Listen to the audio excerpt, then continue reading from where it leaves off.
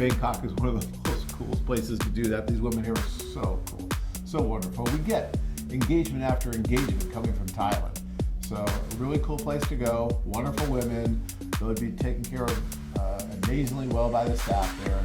I would like to discuss a topic that actually came up in a conversation I had today, and that has to do a little bit with the motivation of the women who use the site. We've been doing this for years and years, and all too often, it seems to be just a given that the motivation of many of these women is that they want to leave their country. And so that's why they're looking for someone abroad. And quite frankly, that's not the motivation of, I think, the majority of women that are on the site.